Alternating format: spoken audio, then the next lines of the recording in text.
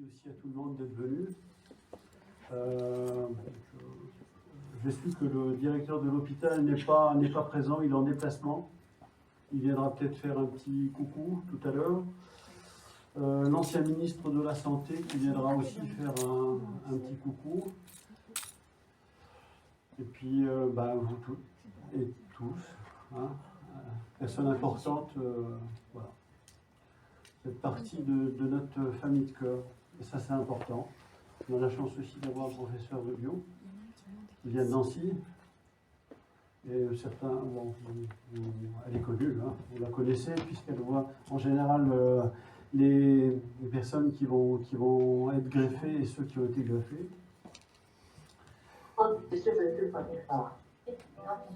Et vous avez aussi Godelive Meunier, qui est docteur en hématologie. Voilà. Tu me dis qu'on... C'est bon? Ça enregistre? Oui. Ah, c'est bien. Et pour faire défiler le diaporama? Je réponds plus les j'arrête. Voilà. Il fait très chaud ici. Bon, j'espère que vous allez bien.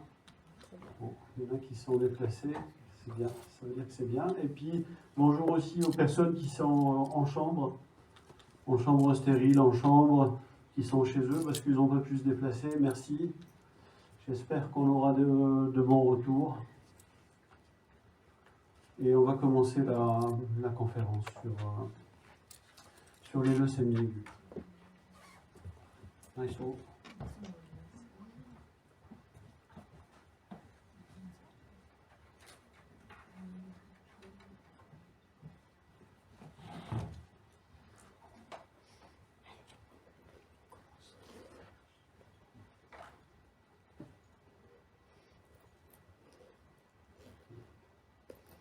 Oui.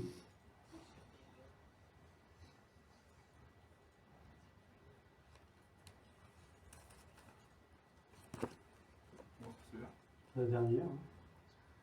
Je sais pas. Vas-y, on verra bien.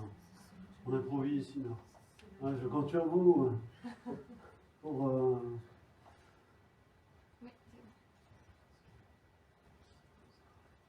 Ah ben, c'est là aussi. Voilà. Comme ça, je vous tourne pas la tête. Vas-y.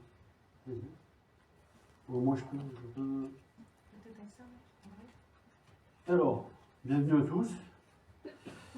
Alors, l'association Leucémie Espoir 57. Alors, nous rayonnons sur l'ensemble de la Moselle et au-delà, pas vers l'infini, mais au-delà de la Moselle, puisque nous sommes au CHU de Bravois, où nous voyons des gens qui viennent de tout le Grand Est.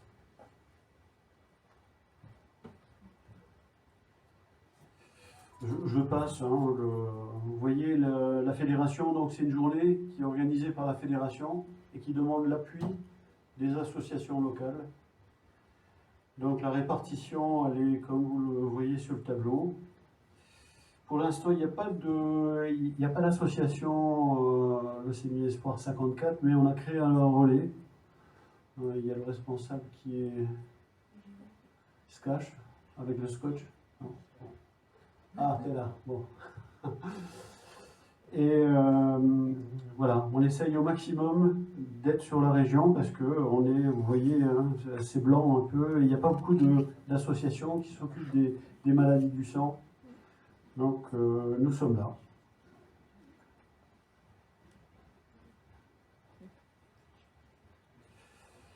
Alors, les missions de toutes les associations de la fédération, c'est l'amélioration des conditions d'hospitalisation et de la qualité de vie des malades, l'aide administrative, financière et sociale auprès des malades, la mise à disposition d'appartements thérapeutiques et le repos.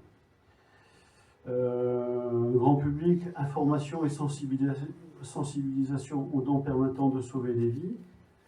Et nous, au niveau de la fédération, nous finançons les recherches sur les maladies du sang, exclusivement les leucémies. Voilà quelques photos de l'équipe, des gens qui toute l'année, qui sont auprès. Alors on voit une partie de l'équipe. On voit au service hémato de Merci, au service hémato du CHU.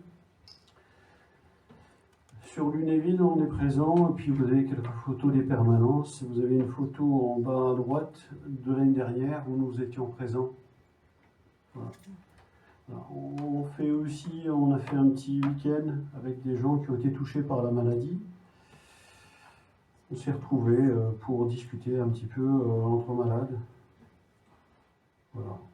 Et quelques actions. On a acheté dernièrement, un masque 3D virtuel pour le secteur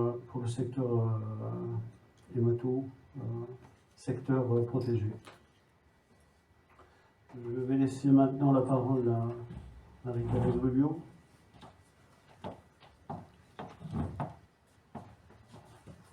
Merci.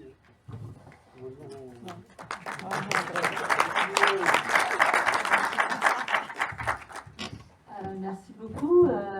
Je confirme que l'association, depuis qu'elle existe, nous accompagne beaucoup, aide beaucoup les patients, leurs familles. Et je suis ravie d'être là tous les ans et de voir que ça prend de l'ampleur, que vous vous professionnalisez presque. Hein. On voit bien tout le système maintenant de diffusion. Même si on n'est jamais très nombreux, il y a de plus en plus de monde d'une année sur l'autre.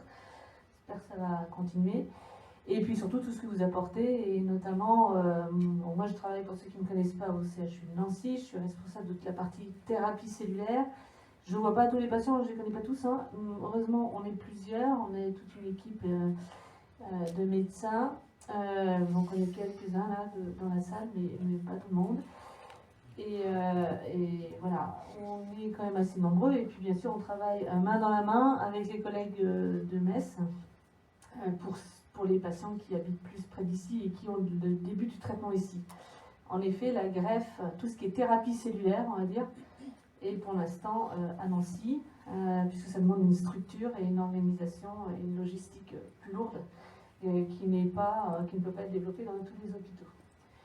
Donc le but de cette présentation, c'est plus, pour certains d'entre vous, ça va être des rappels, et de plus vous revenir sur les bases de ces maladies et surtout les traitements, qu'est-ce qu'on peut faire comme traitement, et peut-être pour certains vous présenter quelques nouveautés. Donc, pardon, c'est pas dans le bon sens. Donc la leucémie, vous savez que c'est une maladie de la moelle osseuse. Dans la moelle osseuse qui est dans tous nos os, hein, on a de la moelle osseuse dans tous nos os, il y a ce qu'on appelle les cellules souches hématopoïétiques. Et ces cellules-là, elles sont à l'origine de toutes les autres cellules qu'on produit dans la moelle osseuse et qui vont pour certaines passer dans le sang, les globules rouges, les globules blancs, les plaquettes.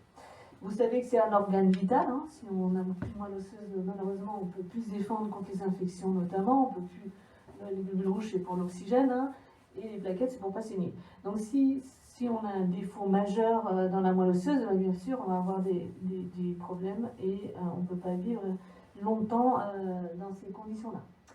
Et puis que vous compreniez que dans ces globules blancs, il y a ce qu'on appelle la lignée lymphoïde, des cellules qui s'appellent des lymphocytes, qui vont être générées, ou à côté, on a aussi la lignée myéloïde, et ça c'est ce qu'on appelle les cellules myéloïdes. Donc c'est un peu barbare comme nom, mais sachez que si on vous en parle aujourd'hui, c'est qu'il y a des maladies de leucémie qui vont être liées à une mutation quelque part, à des anomalies quelque part dans cette différenciation qui fait qu'on va avoir soit trop de cellules lymphoïdes, soit trop de cellules myéloïdes. Hein. On ne rentre pas dans les détails, mais donc il y a les leucémies aiguës lymphoblastiques et les leucémies aiguës myéloblastiques. Il y a d'autres maladies de la moelle osseuse, hein, mais aujourd'hui on va parler que de ces deux-là. Alors, comment on s'aperçoit qu'on a éventuellement une leucémie? Souvent, ça apparaît, c'est insidieux, on ne s'en rend même pas trop compte, on peut être fatigué. La plupart du temps, on s'aperçoit que le patient a une leucémie parce qu'il arrive, il est fatigué, il est moins bien, voire il fait une infection, son médecin traitant lui fait une prise de sang et là, on s'aperçoit qu'il y a des choses anormales. Donc, la plupart du temps, la prolifération des cellules malades dans la moelle osseuse va diminuer la production des cellules normales et on va avoir une diminution des globules rouges, donc souvent une anémie. De l'infection, pourquoi? C'est parce que les globules blancs normaux diminuent, en tout cas ils fonctionnent moins bien, et donc c'est des cellules qui nous défendent contre les infections, on va faire des infections. Et puis les plaquettes, forcément quand il n'y en a plus, on peut saigner. On peut avoir un syndrome tumoral. Un syndrome tumoral, c'est-à-dire que notamment les ganglions, la rate, le foie peuvent grossir parce qu'il y a des cellules malades dedans. Alors ça, c'est plus fréquent dans la leucémie aiguë lymphoblastique que myéloïde. Et puis, c'est une maladie de la moelle osseuse. Quand il y a trop de prolifération anormale dans la moelle osseuse, on peut avoir une espèce des douleurs osseuses. Donc, devant ces symptômes-là, c'est clair, il faut faire une prise de sang et se poser la question de savoir ce qui se passe. Donc, la présentation elle est découpée en fonction de l'âge. Vous savez aussi que les traitements de ces maladies vont dépendre de l'âge, surtout parce que théoriquement, c'est des traitements intensifs qu'il faut faire, mais sauf qu'à partir d'un certain âge, les traitements intensifs, c'est très mal toléré. Donc, on va parler, que ce soit pour la leucémie aiguë lymphoblastique, dont je vais parler, les sujets jeunes. Alors, jeunes, je pense que 55 ans, en hématologie, voilà, en tout cas moins de 60 ans. Ce qu'il faut aussi comprendre, c'est que cette maladie, la leucémie aiguë lymphoblastique, celle de la lignée lymphoïde, c'est une maladie que vous voyez plus fréquemment chez les enfants. C'est contrairement à l'autre dont on va vous parler Godlive après, qui est plutôt chez les sujets plus âgés. Donc celle-ci, elle est rare quand même. Ce qu'il faut comprendre, c'est que toutes ces maladies ne sont pas héréditaires, ne sont pas contagieuses. C'est un coup de pas de chance. Voilà. Je ne dis pas qu'il n'y a pas quelquefois quelques familles où on en trouve un peu plus que d'autres. Et on se pose quand même la question de quelques facteurs génétiques, mais pour l'instant, ils ne sont pas identifiés. Et c'est rarissime d'avoir plusieurs leucémies dans la même famille. Donc voilà, donc 100 000 nouveaux cas en gros par an en France, c'est beaucoup, mais c'est quand même pas énorme pour 66 millions d'habitants. Voilà. Mais encore une fois, c'est une maladie plutôt de l'enfant. Chez l'adulte, bien sûr, on en voit à tout âge, mais moins fréquemment en proportion que chez l'enfant. Alors, comment on fait le diagnostic d'une leucémie aiguë? Les cellules malades sont dans la moelle osseuse, elles peuvent passer dans le sang et on peut s'en apercevoir, se voir dans le sang, mais pour le confirmer, on fait un myélogramme. Alors, les patients qui sont là, ils savent tous ce que c'est, ils détestent tous le myélogramme, c'est normal, c'est un geste qui est vraiment pas agréable, et pour le médecin qui le fait non plus. Et donc, comment on fait? On utilise un trocar, vous voyez ici, qui est une grosse aiguille, c'est assez gros quand même, et on va faire un prélèvement le plus souvent dans le sternum ici, vous voyez les côtes et l'os du sternum ici. De temps en temps, on le fait sur la crête iliaque. Alors chez l'enfant, apparemment, je ne sais pas trop comment ils font parce que je ne suis pas pédiatre, mais antérieure. Par contre, chez l'adulte, on fait plutôt en crête iliaque postérieure. Donc ça dépend. Moi, je propose les deux. Il y a des patients qui préfèrent en sternum, il y en a qui préfèrent en crête iliaque postérieure. Mais on n'a pas le choix, c'est l'un ou l'autre. On fait ça bien sûr sous anesthésie locale. Puis avec le trocar, là, on traverse l'os et on va aller aspirer avec une seringue la moelle osseuse qui est à l'intérieur de l'os. Et puis on va faire différentes analyses avec des noms très barbares, immunophénotypage, cytogénétique, biologie moléculaire. En gros, c'est la caractérisation, soit la surface des cellules, soit au niveau de leurs chromosomes par la cytogénétique, soit de façon beaucoup plus fine de marqueurs, de caractéristiques qui sont propres aux cellules leucémiques. Ça va nous aider à caractériser la leucémie. Est-ce que c'est une lymphoïde ou une myéloïde? Ça va nous aider à déterminer le risque évolutif. Dans tous les cas, c'est des maladies graves, mais il y en a qui sont plus graves que d'autres. Et il y en a qui sont potentiellement guérissables avec que de la chimiothérapie, tandis que d'autres, il faut vraiment passer par l'allogreffe de moelle. Et donc, c'est ces éléments-là qui vont nous permettre de le déterminer. Et la biologie moléculaire, c'est pour essayer de trouver des marqueurs qui vont permettre de suivre l'évolution de la maladie. Godlive en parlera un petit peu.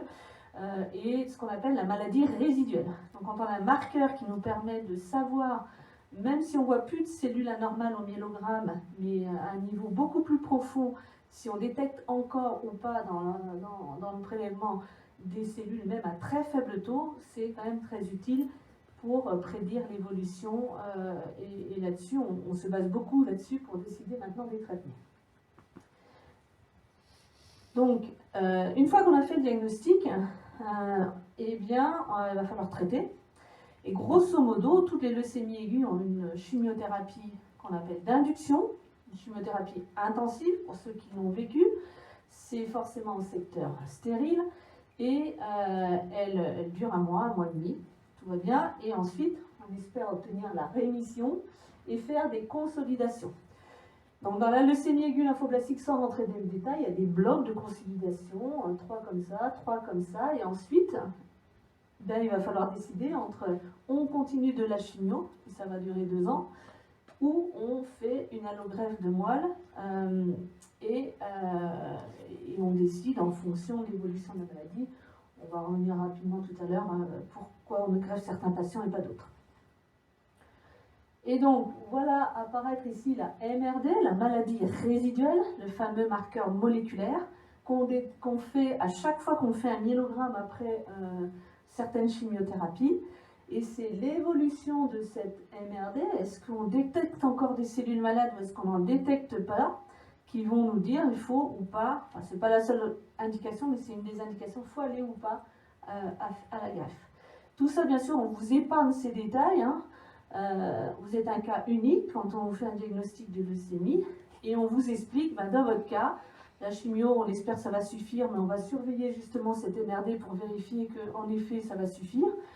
Ou dans d'autres cas, on va vous dire, ben non, malheureusement, parce que moi j'appelle ça malheureusement, devoir passer par la greffe, c'est quand même un traitement lourd, il va falloir aller à la greffe pour donner les chances de guérison. Voilà. Alors, dans la leucémie aiguë lymphoblastique, dans le traitement, il y a aussi les fameuses ponctions lombaires. Les fameuses ponctions lombaires, alors ça c'est juste pour vous expliquer que on les fait donc entre deux vertèbres, hein, en général on essaie de les faire cliniquement, mais quand c'est un peu difficile on le fait en radio. Et il faut aller chercher le liquide céphalorachidien qui passe dans le conduit là, entre les vertèbres. Donc c'est un geste qui est très désagréable pour celui qui le subit et pas facile à faire non plus pour les médecins. Voilà. Donc on y va, on fait une anesthésie locale, il faut passer entre les vertèbres, c'est pas toujours évident, hein. Voilà, si on a de l'arthrose et tout ça, ça passe mal. Et puis on y va et on a l'habitude, si vous voulez, quand on traverse la dure mer là, et qu'on est dans le bon endroit, il y a une petite résistance, et quand on a passé cette résistance, en général on est dedans. Et il faut vraiment injecter le produit, la chimiothérapie, hein, c'est pour faire la chimiothérapie en intrathécal dans ce liquide-là. Et ça va remonter jusqu'au cerveau, aller dans tout le système du cerveau. Et pourquoi on fait ça dans les leucémies aiguës lymphoblastiques? Parce que c'est une maladie dont les cellules leucémiques ont un tropisme, c'est-à-dire qu'elles ont tendance à aller dans le système nerveux central. Et donc la chimiothérapie seule, les drogues qu'on utilise d'ailleurs dans cette maladie, beaucoup vont dans le système nerveux central, mais il est largement démontré qu'il faut qu'on complète par une injection de chimio directement dans le système nerveux central pour éviter la rechute. Voire, au départ, certains ont déjà des cellules, on les détecte, on fait une première ponction lombaire et on détecte des cellules malades. Et là c'est indispensable, il faut vraiment faire la chimio. Donc ça, je vais juste vous expliquer ça. Et c'est pas une ponction de moelle épinière, hein. Pas du tout la même chose, c'est vraiment dans le liquide céphalorachidien. La moelle épinière, c'est les nerfs, hein, qu'il y a tout autour là. Voilà, c'est pas, ça ne se voit pas sur le schéma, mais c'est pas du tout la même chose, sur le plan anatomique. Donc, ça c'est le traitement standard. Et puis, il y a eu des nouveautés. C'est plus tout à fait nouveau, mais c'est quand même assez récent. On utilise maintenant, chez certains patients, dans certaines situations, et ça va être de plus en plus fréquent, ça va être intégré pratiquement chez beaucoup de patients dans les prochains protocoles, ce qu'on appelle des thérapies ciblées, c'est-à-dire des molécules, hein, les chimiothérapies ne sont pas ciblées. Là, en l'occurrence, on parle de le blinatumomab ou le Blincito, pour ceux qui le connaissent. Le rituximab, de moins en moins, maintenant qu'on a le Blincito, où on a aussi les inhibiteurs de tyrosine kinase dans certaines leucémies. Et donc ces molécules-là, enfin ça c'est des molécules, ça c'est un anticorps qu'on injecte, et ça c'est un anticorps bispécifique, il est là. Cette molécule-là, elle va cibler CD19 qui est exprimé par les cellules de la leucémie, et CD3 qui va permettre de faire en sorte que les lymphocytes T du patient, hein, ces cellules de son système immunitaire, vont être mises en contact avec les cellules cancéreuses. C'est ce qu'on appelle le baiser de la mort. On force les lymphocytes T qui ne sont pas capables par eux-mêmes d'aller voir qu'il y a des cellules anormales. On les force à aller se mettre en contact, voilà, et quand on fait ça, le lymphocyte T s'active, normalement, si tout va bien, et va détruire la cellule cancéreuse. Donc avec un seul anticorps, on peut faire en sorte que les cellules immunitaires attaquent les cellules cancéreuses. Donc ça, c'est ce médicament-là qui est pour l'instant utilisé en cas de mauvaise réponse moléculaire et tout ça, pas en première intention, mais dans les futurs protocoles, ils vont être intégrés en complément de la chimiothérapie. Bon, le rituximab, c'est un anti-CD20 aussi parce que les lymphocytes B, et notamment de la leucémie, l'expriment.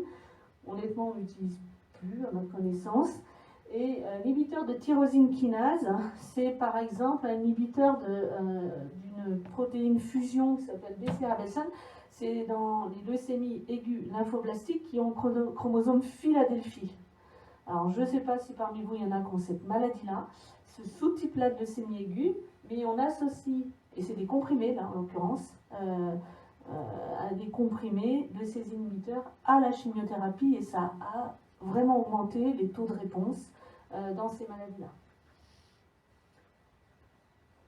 Et puis, donc ça, c'est pour expliquer en image comment ça fonctionne, le fameux Blincito, là, l'anticorps bispécifique. Eh bien, comme je vous l'ai expliqué, une partie de l'anticorps va accrocher le lymphocyte T, une autre partie de l'anticorps va accrocher la cellule tumorale, et un lymphocyte T s'active et va détruire la cellule tumorale. Donc c'est assez ingénieux et ça marche vraiment. Hein. On a des patients qui ont eu ce traitement parce que soit ils ont chuté, soit qu'ils étaient en mauvaise réponse, enfin réponse insuffisante à la chimiothérapie. On les met en rémission grâce à ce traitement-là. Et l'allogreffe, donc l'allogreffe, dans la leucémie aiguë lymphoblastique, mais aussi dans les autres, hein, en gros, ce qu'il faut retenir, c'est quand la maladie résiduelle est encore détectable. Alors ça, tout est en discussion d'ailleurs dans la leucémie aiguë lymphoblastique, parce que si elle est trop détectable, même l'allogreffe ne suffit pas, il faut faire un traitement avant. Donc bon, ça c'est des diapos qui ont été faites un peu généralistes, mais c'est quand même dépendant de la maladie. La maladie résiduelle, c'est ce que je disais, on ne voit plus de blasts au myelogramme, mais on sait qu'il reste quelques-unes. Donc ça, c'est une image de toute la moelle osseuse. Tout le monde va bien, hein, tout le monde sourit, sauf celle-là. Il y en a une parmi 1 million, par exemple, ou 100 000, qui est encore là. Et celle-là, elle peut suffire à faire revenir la maladie si on ne fait rien. Et donc, on a des techniques dans certaines maladies, encore une fois, ce n'est pas applicable à tout le monde, mais dans certaines maladies, on a un marqueur qui nous permet de détecter la noire, là. Parmi jusqu'à 1 million à peu près. Au-delà, on ne peut plus. Hein. Et donc, si on détecte cette cellule-là, même si on sait qu'elle est en toute petite quantité, avec les traitements qu'on a fait jusqu'à maintenant, c'est souvent une indication d'aller à la greffe. Globalement, retenez que c'est ça. Donc l'allogreffe, beaucoup de ceux que je connais l'ont eu. Vous savez que c'est un traitement assez complexe. Hein. C'est ce qu'on appelle de l'immunothérapie. Là, on apporte des cellules. Et donc, pour avoir un allogreffe, le patient qui a donc, quelques cellules encore malades, même si on ne les détecte pas forcément au myelogramme, hein, mais on sait qu'il y en a encore dans l'organisme, on va lui faire une chimiothérapie elles sont là, pour les détruire le plus possible. Et puis le donneur, on essaie de trouver des donneurs HLA compatibles, mais vous savez que maintenant on peut faire des greffes avec des donneurs semi-compatibles. On le prélève et c'est les cellules de ce donneur qu'on récupère dans une poche. Hein, c'est pas, et on les prélève le plus souvent, en tout cas pour l'adulte, dans le sang périphérique. pas dans l'os, et on réinjecte ce greffon après avoir fait ce qu'on appelle le conditionnement. Et ensuite, on surveille de très près le patient, on vérifie que la greffe a bien pris, on vérifie que la maladie est bien contrôlée et qu'elle ne reviendra pas, avec des différents outils que je vous ai montrés tout à l'heure. Mais il y a des risques à cette allogreffe, vous les connaissez, c'est que la greffe peut aussi attaquer les cellules normales chez le receveur et donner la GVH, une fameuse réaction du greffon contre l'hôte. On peut avoir on fait une chimiothérapie là, avant la greffe pour que la greffe puisse prendre, on peut avoir des complications et notamment les toxicités digestives, même si on a diminué ça, la stérilité, ça c'est un vrai problème. Et puis les infections qui, malgré le fait que la greffe prend, persistent parce que le système immunitaire est altéré au début, en tout cas le temps que tout se reconstitue. Voilà, donc pour faire une greffe, il y a l'indication, donc tous les patients traités dans nos services, il y a ce qu'on appelle des réunions de concertation pluridisciplinaire, des RCP, on fait ça tous les lundis, tous les 15 jours, voire même parfois tous les lundis, entre le CHU Nancy et Metz, et Godlive, et on prend dossier par dossier tous les patients qui sont en cours de traitement pour une leucémie. Et puis d'ailleurs d'autres maladies, mais bon, on va parler de la leucémie aujourd'hui. Et à tous les patients, on a les caractéristiques de la maladie, la réponse au traitement, l'évolution, et on leur a fait des typages HLA, vous savez qu'on a un typage HLA, du patient, de sa famille, et puis on va regarder dans le fichier des donneurs volontaires. Donc, dans la famille, on sait que trouver un donneur qui soit compatible, c'est une chance sur 4 par frère ou sœur. Donc, il faut avoir des frères et sœurs. On savait que les fratries sont de plus en plus petites, donc voilà. Et puis, en plus, il ne faut pas être trop âgé pour être donneur de moelle, parce que sinon la moelle est quand même un peu fatiguée, on va dire. Donc, ça ne peut être que des donneurs qui ont moins de 70 ans. Donc une chance sur 4, actuellement, pour nos patients, c'est moins d'un quart qui ont un donneur intrafamilial compatible. Donc les autres, on va chercher sur le donneur, les fichiers des donneurs volontaires, c'est un fichier international où tous les donneurs volontaires dans le monde entier sont inscrits et ils ont fait un typage HLA et donc on a un système, c'est un logiciel, bien sûr qui est uniquement, il faut les autorisations pour y aller. On rentre les caractéristiques de notre patient et la machine tourne et va chercher dans le monde entier un donneur qui paraît compatible. Donc les chances de trouver un donneur compatible sur le fichier est à peu près, on va dire, 40-50%, je dirais même actuellement. Donc on va dire 25 plus 40, 60-70% des patients, on arrive à trouver un donneur compatible. Il y a à peu près 30% des patients, on n'a pas de donneur compatible, ni dans la famille, ni dans le fichier. Et donc là, on va se poser la question de faire ce qu'on appelle une greffe haploïdentique. Certains d'entre vous en ont eu, je ne sais plus, parmi ceux qui sont là. Donc on va se contenter, entre guillemets, on sait faire, c'est tout à fait faisable, de trouver un frère ou une sœur, un parent ou un enfant, en fonction de l'âge, qui va être semi-compatible.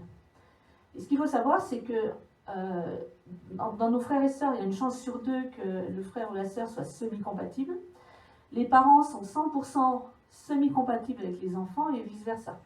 Donc normalement, avec ces donneurs haploïdentiques, c'est exceptionnel qu'on ne trouve pas de donneurs pour les patients. Donc actuellement, on va dire 99% des cas, il y a toujours 1% qui n'a plus de famille, qui a été adopté, on ne connaît pas les parents, chez qui on ne trouvera pas. Mais la plupart des patients, voilà, donc on trouve un donneur en tenant compte de toutes ces possibilités de donneurs. Bon, bien sûr, après, il faut que le donneur puisse donner, mais ça, c'est une autre question. Voilà, et ça, c'est juste une diapo pour dire que le parcours de greffe, c'est encore il y a eu le parcours du traitement de la leucémie, les chimios, la consolidation, tous ces myélogrammes qu'on vous fait. Et puis ensuite, il y a la greffe, et la greffe, il y a plein d'étapes. Les premiers 6 mois, et ces traitements,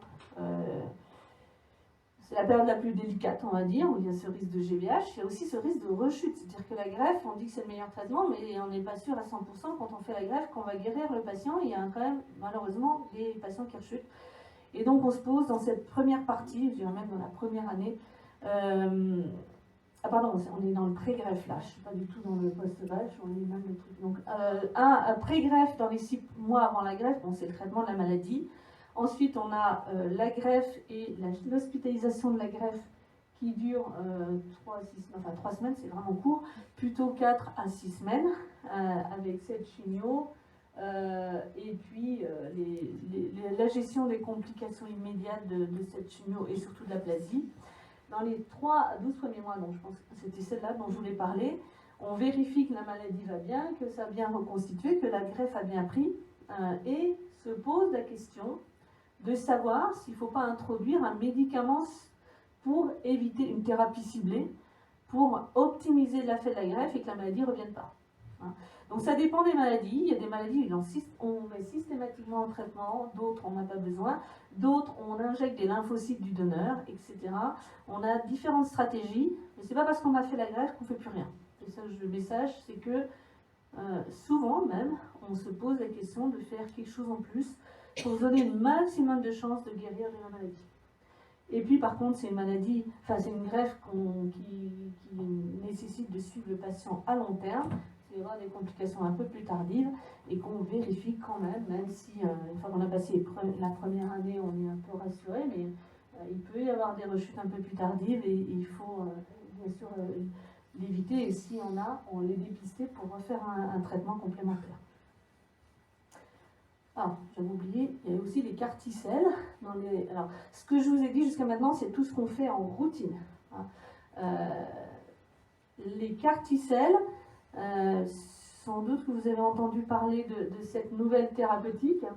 C'est aussi une thérapie cellulaire.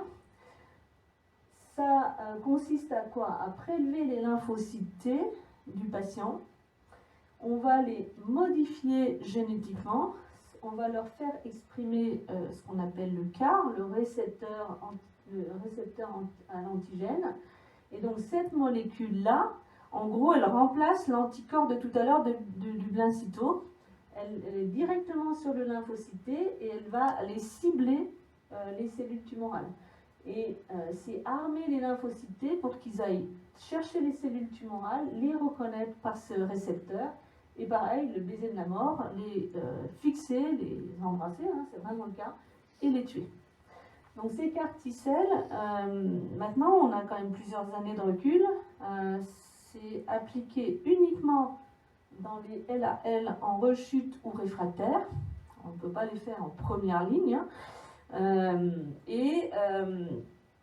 elles ont l'avantage d'être faites à partir des cellules du patient dans la majorité des cas, hein, même s'il y a des recherches sur d'autres sources, et de ne pas donner de GVH, contrairement à la greffe de moelle. Voilà, le principe du carticelle, c'est ça. Le carti avec son récepteur, là, c'est un lymphocyte T, hein, il va lui aussi reconnaître la cellule tumorale et la tuer. Donc voilà pour la leucémie aiguë lymphoblastique du sujet jeune. Donc les carticelles, ça reste c'est aussi chez le sujet âgé. Hein, il n'y a pas de limite vraiment d'âge pour les carticelles. Ça reste pas en première ligne, hein, c'est en rattrapage pour l'instant. Et quelques diapos sur les sujets âgés. Donc là, plus de 55 ans, ça se discute là-bas, hein, mais 60 c'est sûr. Au-delà de 60 ans, tout ce que je viens de vous présenter est un peu plus difficile à tolérer. C'est une maladie qui existe, hein, même si c'est une maladie plutôt de l'enfant, on la trouve même après 55 ans. Et le problème, ou 60 ans, le problème c'est que les chimios intensives qu'on fait chez les sujets plus jeunes sont mal tolérées et que forcément, si on peut moins faire de chimio intensive, on va avoir un peu plus de difficultés à contrôler la maladie. Bon, après, comme c'est une maladie plutôt du sujet jeune, on a quand même moins de patients, contrairement à ce que Godly va vous présenter tout à l'heure, de plus de 60 ans, mais on en a, je ne sais pas si parmi d'entre vous, il y en a eu. Voilà. Donc, comme les chimios intensives, on ne peut pas trop les faire, on fait des chimios moins intensives, et puis là aussi, nouvelles drogues qui sont appliquées, Le blinatumomab, l'anticorps de tout à l'heure, lui, il est très utilisé. Un peu d'inotuzumab, mais qui est plus toxique, donc on le fait moins. L'inotuzumab, dans certaines formes.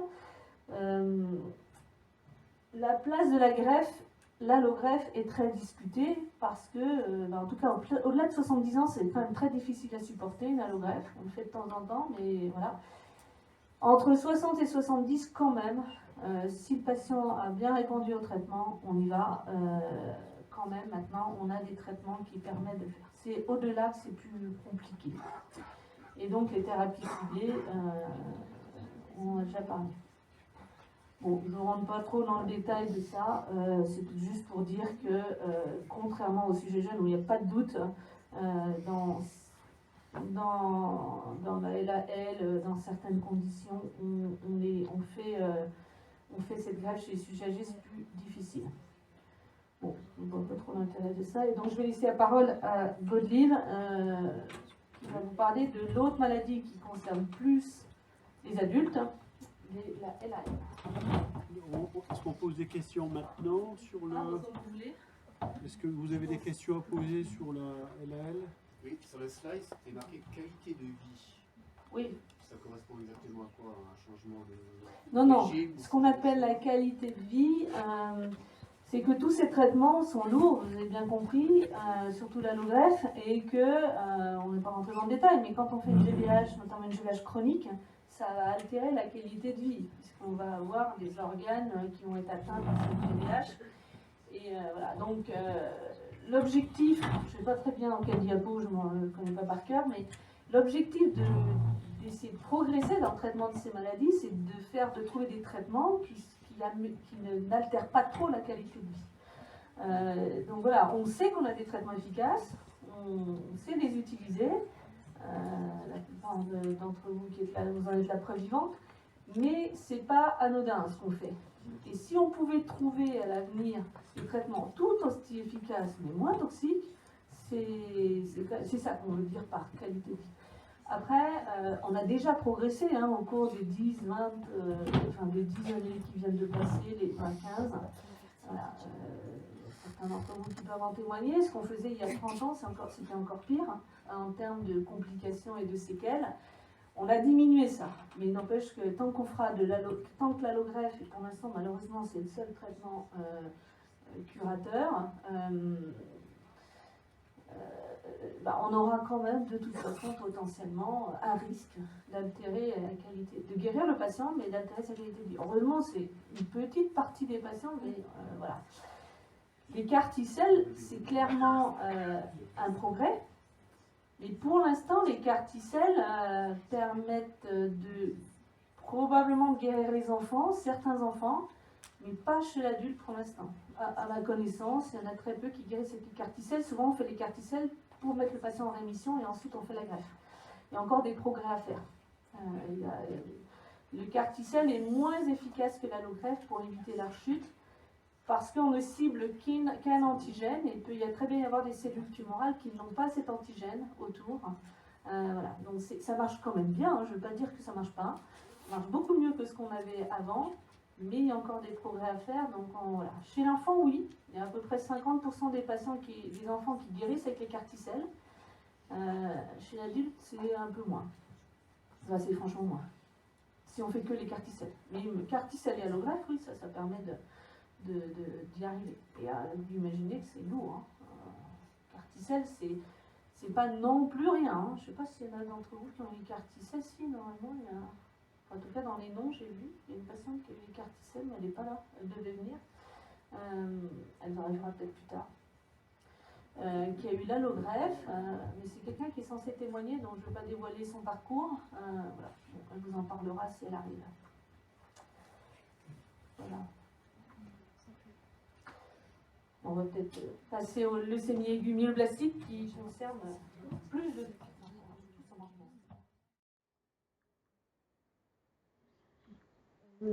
Bonjour à tous. Donc moi je vais vous parler des leucémies aiguës myéloblastiques, à la fois chez le sujet jeune et le sujet âgé. La leucémie aiguë myéloblastique est une hémopathie maligne qui résulte de la prolifération de cellules bloquées dans leur différenciation. C'est plutôt pour la leucémie aiguë myéloblastique une pathologie du sujet un petit peu plus âgé, puisque l'âge médian au diagnostic est de 70 ans. Donc on a une incidence de 4 à 5 nouveaux cas par 100 000 habitants par an, avec une prépondérance un petit peu plus importante chez l'homme, et on retrouve rarement des facteurs responsables. Parfois, on retrouve des patients qui ont fait des métiers à risque et qui ont été exposés à des produits leucémogènes, mais c'est vraiment très très rare. Et donc, le diagnostic, il est établi après la réalisation d'un myélogramme, et pour pouvoir choisir et adapter au mieux le traitement, on fait un petit peu comme dans la leucémie aiguë lymphoblastique, une étude donc à la fois cellulaire, une étude des chromosomes et une étude des gènes. Donc là, vous voyez des cellules leucémiques. Et après, pour bien classer les leucémies aiguës myéloblastiques et choisir le meilleur traitement, on étudie les chromosomes et on recherche s'il y a des anomalies. Et maintenant, on étudie tout de suite au moins 5 gènes dans lesquels il peut y avoir des mutations.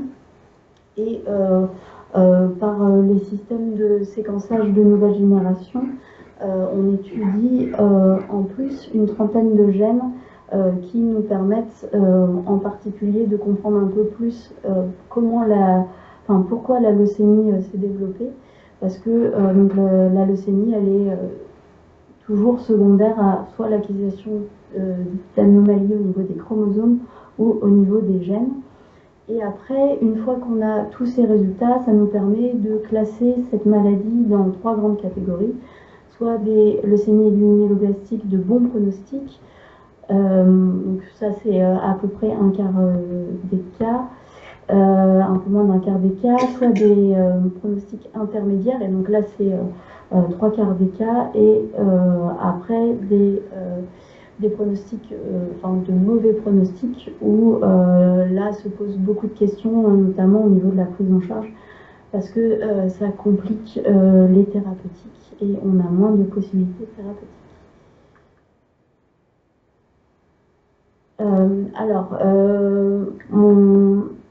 Ma présentation, elle va être partagée en 2 parties, un peu comme dans les leucémies aiguës lymphoblastiques. Et donc, je vais vous parler d'abord des sujets jeunes. Alors, dans les LAM, on va plutôt mettre 70 ans comme date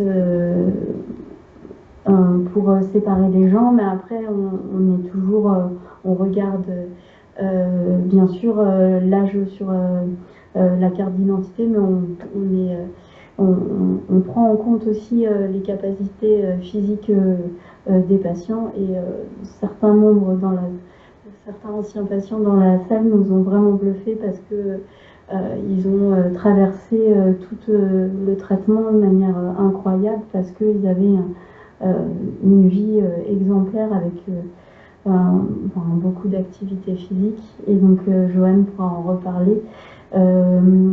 Comme quoi, avoir une activité physique maintenue, ça permet de mieux tolérer les traitements et de mieux traverser les différentes étapes.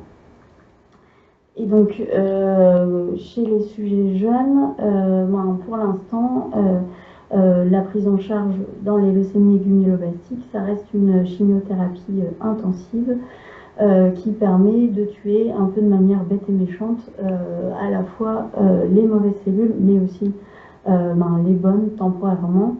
Et après, selon l'identification de certaines anomalies au niveau de certains gènes, on peut rajouter à cette chimiothérapie intensive des thérapies ciblées qui nous permettent d'augmenter l'efficacité du traitement.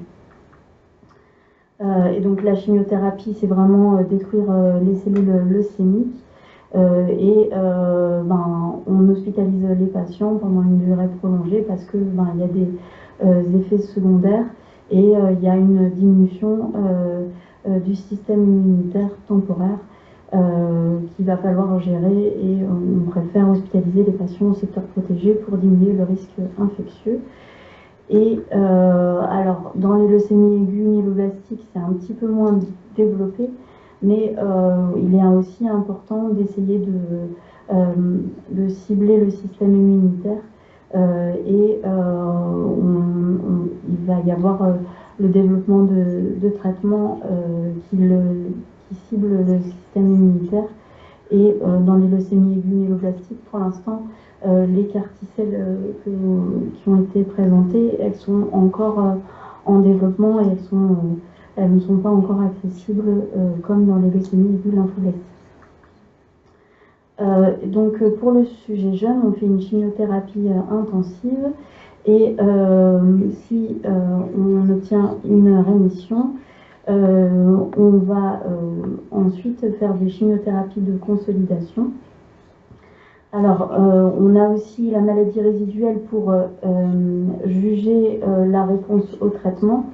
Alors, la maladie résiduelle, il y a deux types de maladies résiduelles, soit en se basant sur l'immunophénotypage, soit s'il y a des anomalies au niveau de certains gènes, il y a des protéines qui sont fabriquées, qu'après on peut repister dans le sang ou dans la moelle pour en fait mieux étudier le nombre de cellules leucémiques restantes. Et ce résultat de maladie résiduelle nous permet aussi d'adapter nos traitements et de savoir si il y a une indication d'aller à l'allogreffe ou pas pour faire une intensification thérapeutique. Voilà. Et donc, si on a une bonne réponse, on fait 3 cures de consolidation.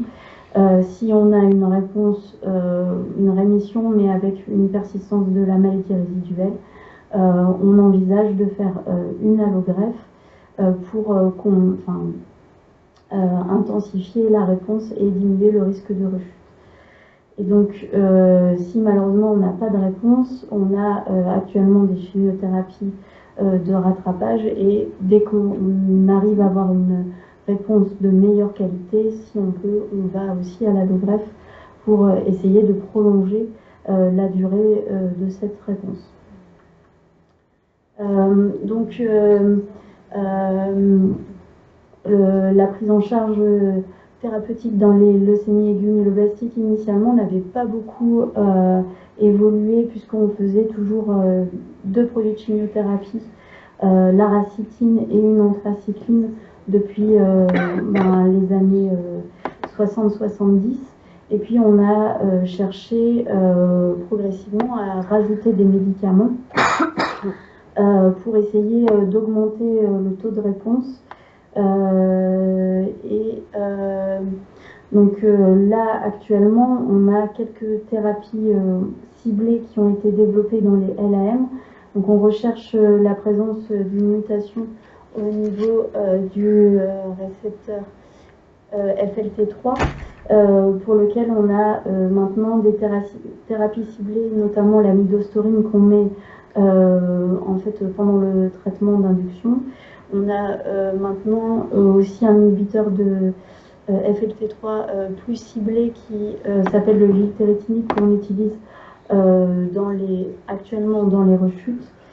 Dans les autres gènes qu'on recherche tout de suite, c'est les mutations au niveau du gène IDH1 et 2. Et pour l'instant, il y a actuellement un inhibiteur de IDH1 qui est disponible, qu'on rajoute plutôt chez les sujets un petit peu plus âgés qui ne peuvent pas supporter une chimiothérapie intensive. Donc on l'associe souvent avec l'azathidzine. Et puis maintenant, on a une nouvelle cible thérapeutique qui est la ménine, et on a des médicaments anti-ménine, il y en a plusieurs qui pour l'instant sont utilisés plutôt en cas de rechute. Donc dans certains cas, on ne fait pas de chimiothérapie intensive, mais ça c'est plus soit chez le sujet âgé, soit chez un sujet qui ne pourrait pas supporter une chimiothérapie intensive. Et donc, on essaye de faire des associations avec notamment l'azacitidine, avec le venetoclax qui agit sur le système, qui agit sur BCL2, c'est le système de suicide cellulaire. Et donc, s'il y a une mutation au niveau de IDH1, on peut associer l'azacitidine à l'ivosidenib, qui est l'inhibiteur d'IDH1. Une autre avancée qui date d'il y a un peu moins d'une dizaine d'années, c'est que on a développé en fait une nouvelle formulation de la chimiothérapie classique, avec toujours de l'aracitine et une anthracycline, mais où les deux produits sont enveloppés dans une couche de graisse, dans un liposome, ce qui permet de mettre un petit peu moins de chimiothérapie. Mais comme il y a un effet, ce qu'on appelle synergique, c'est même en mettant moins, ça a un effet plus cytotoxique, et ça permet d'augmenter le taux de réponse. Et donc ce médicament-là, c'est le Vyxeos. Là actuellement, il est indiqué uniquement dans certains cas de maladie. C'est plutôt les leucémies secondaires à un syndrome myélodysplasique, qui est une autre hémopathie, ou des leucémies secondaires à de précédents cancers. Et actuellement, on a une étude qui essaye de voir si dans d'autres cas, les cas plus classiques, il n'y aurait pas un intérêt également. Et cette chimiothérapie, elle est très intéressante. Le seul effet secondaire qu'on préfère dire tout de suite aux patients, c'est que les hospitalisations sont un petit peu plus prolongées parce qu'il y a une cytotoxicité plus importante, et donc la période où le patient a peu de globules blancs est plus longue. Donc c'est plutôt des hospitalisations de 40 jours pour tous les patients. Voilà. Donc, dans les leucémies aiguës myéloblastiques, le timeline de prise en charge des patients est un petit peu comme les leucémies aiguës lymphoblastiques. On fait une chimiothérapie d'induction, on analyse la réponse, et puis si on a une rémission, on fait les cures de consolidation, on évalue avec la maladie résiduelle s'il y aura une indication d'aller à la greffe ou pas. Et on développe dans certains cas aussi un traitement de maintenance. Donc il y a 2-3 traitements de maintenance possibles, où après la rémission, on poursuit un traitement pour diminuer le risque de rechute. Voilà. Alors pour le sujet âgé, donc on fait moins appel à la chimiothérapie intensive pour diminuer les risques d'effets secondaires et pour améliorer la tolérance. On a depuis une dizaine d'années l'association du Vidaza et du Venetoclax qui permet d'obtenir un taux de réponse intéressant, mais avec quand même toujours un risque infectieux assez important parce qu'on diminue les défenses immunitaires. Et donc c'est des traitements qu'on fait, qu'on essaye de faire le plus rapidement possible en hôpital de jour, puisque c'est en fait des piqûres sous-cutanées qui sont faites pendant 7 jours associées à des comprimés. Et puis une fois que on a eu une réponse, on fait des cures de consolidation, et en général il y a au moins 6 cures au total, et après on poursuit un traitement de maintenance pour maintenir la bonne réponse qu'on a obtenue. Et donc si jamais il y a des mutations, notamment d'IDH1, on peut faire appel à l'association Vidaza ivosidenib.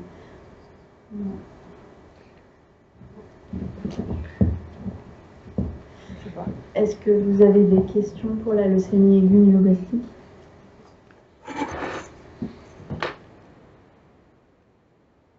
C'est clair. Merci. Vous pouvez préciser que les personnes qui sont en Teams en réunion peuvent poser des questions aussi? Oui, les personnes qui regardent en visio peuvent également poser des questions. Se manifester avec la petite main ou écrire dans le chat. Merci. Vous avez des questions? Non, il n'y en a pas. Alors, moi j'ai juste un petit commentaire parce que peut-être que certains d'entre vous.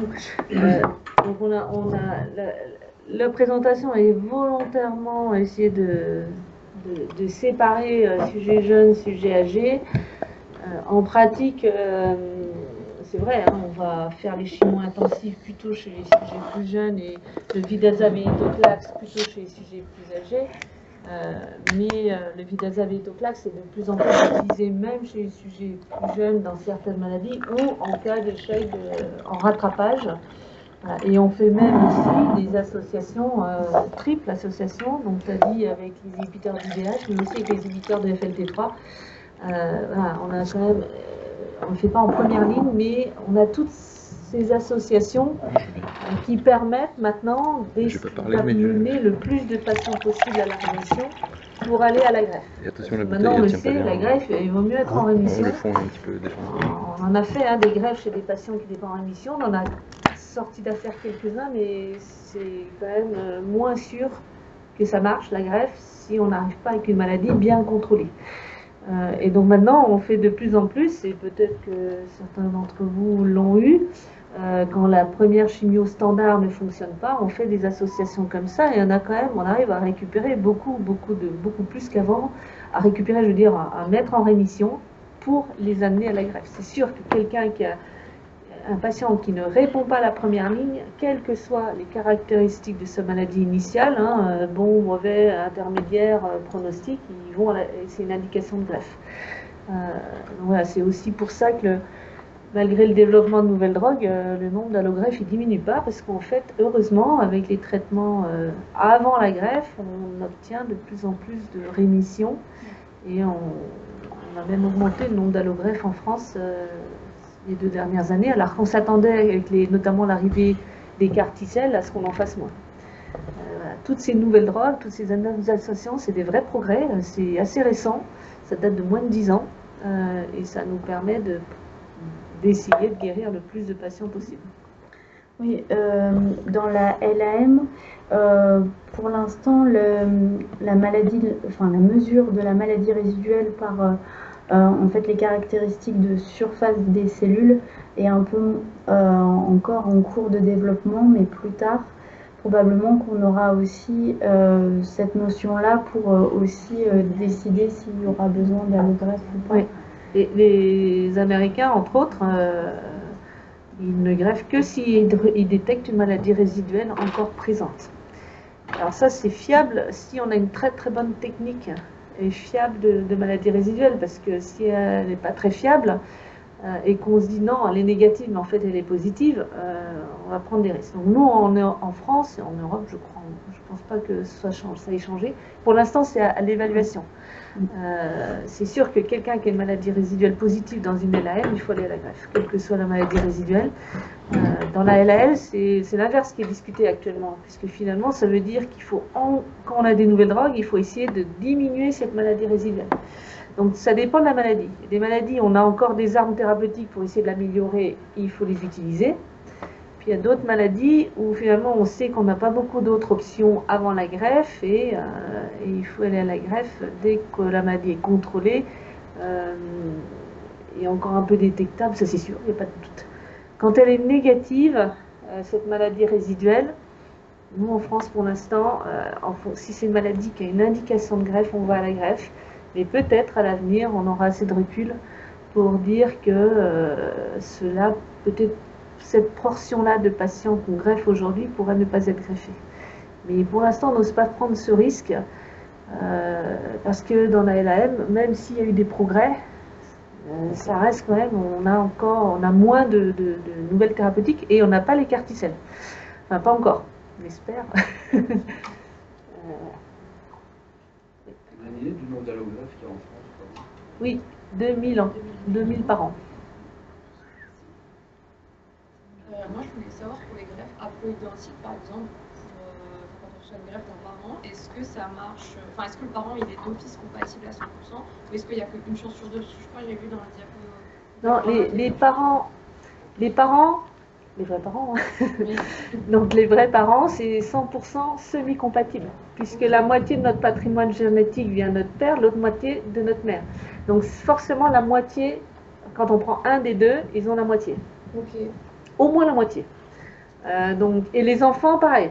Les enfants sont, par rapport aux parents, je veux dire, sont semi-compatibles. Ok. Quelles sont les chances que, par exemple, ma fille a été greffée par moi laisseuse, et ce que j'ai entendu, c'était que 50% des chances que ma moelle osseuse elle soit compatible. Ouais. Et est-ce que c'est 50%-là et qu'il n'y a pas plus de chances qu'il y ait une rechute parce qu'il n'y a que 50%? Non, alors, Justement, c'est mal au bout compris. d'1 an, Pour votre fille, oui. c'est votre fille. Donc, il n'y a pas de doute, vous êtes à 100% semi-compatible. C'est-à-dire que votre système immunitaire est semi-compatible avec elle. Et dans tous les cas, ce sera le cas. Ça veut dire qu'il y a un reconditionnement. Si tu veux. Voilà. Par contre, Ouais. quand on prend un donneur qui est semi-compatible sur le plan immunitaire, hein, vous êtes, c'est sûr, vous êtes semi-compatible avec votre fille, minimum. Eh bien, ça veut dire qu'on apporte, vos cellules à vous, elles vont arriver chez votre fille, et il n'y a que la moitié qui est compatible. Donc, la moitié qui ne va pas trop réagir, l'autre moitié qui va réagir, puisque vous êtes différentes. Et le système immunitaire est fait pour ça, pour réagir contre ce qui est différent. Et donc, c'est quand même faisable, malgré ça, à condition de changer un tout petit peu la fameuse préparation avant la greffe. Et on fait juste un tout petit peu différent, c'est pas une grande différence. Et en faisant comme ça, on s'est aperçu qu'on peut faire des greffes semi-compatibles avec les mêmes chances de réussite que les compatibles. La seule petite différence que j'explique aux patients et qui on propose une greffe semi-compatible, c'est qu'il y a peut-être un petit peu, le système immunitaire va mettre un tout petit peu plus longtemps à se rééquilibrer. Il y a un peu plus de risque d'infection au début. Il y a peut-être un petit peu plus de GVH, mais des GVH contrôlables. Voilà. Mais en tout cas, les résultats, les études, on a une étude en cours en France, qui compare, elle est encore en cours, d'ailleurs peut-être que certains d'entre vous y participent, compare un donneur de la famille semi-compatible à un donneur compatible du fichier 100%. Et à ma connaissance, on est en train de faire l'analyse intermédiaire, mais c'est kiff-kiff. Les résultats sont les mêmes. Donc cette étude, elle va nous permettre à l'avenir de se dire, bon, il y a une indication de greffe, j'ai un donneur sur le fichier, certes, mais je ne peux pas l'avoir avant 2 mois, parce que les donneurs fichiers, il faut qu'ils soient disponibles. Par contre, j'ai le frère qui est semi-compatible, qui peut donner demain, je peux prendre le frère sans problème. Je saurai que je donne les mêmes chances à mon patient que si j'attends enfin même plus de chances d'ailleurs, que si j'attends le fichier. Voilà, donc soyez rassurés, si vous êtes la seule donneuse, les résultats sont très bons aussi, et au moins équivalents aux autres donneurs. Voilà. Et une autre question, c'est que vous avez parlé tout à l'heure, au bout d'1 an, il peut y avoir des rechutes. Quel est le pourcentage de rechutes chez des jeunes, par exemple? Ma fille est jeune, elle n'a que 24 ans.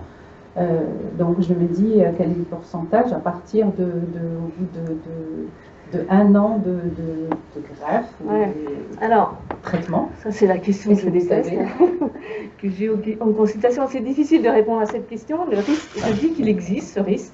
Tout va dépendre, c'est pas l'âge de votre fille c'est la maladie qui est là. Tout dépend de sa maladie et de ses anomalies au niveau des chromosomes ou voilà. Si c'est des cellules, on sait qu'elles sont plus difficiles à contrôler avec de la chimio, ce qu'on appelle les chimio-réfractaires, on sait que le risque est plus important. Si par contre il n'y a pas ces anomalies de ces molécules qui, on sait, sont responsables de la résistance des cellules leucémiques, on est plus rassuré. Donc si je vous donne un chiffre, ça va vous paraître soit trop haut, soit faible, je ne sais pas. Ça dépend des cas. Globalement, parce qu'il faut bien vous donner une idée, c'est à peu près actuellement 30% des patients qui rechutent après une allogreffe dans les 2 premières années. C'est encore beaucoup et on fait tout pour éviter ça. Et d'où, mais ça c'est ça c'est des chiffres d'il y a avant l'entretien qu'on fait maintenant quasiment, enfin tout ce qu'on peut. Oui.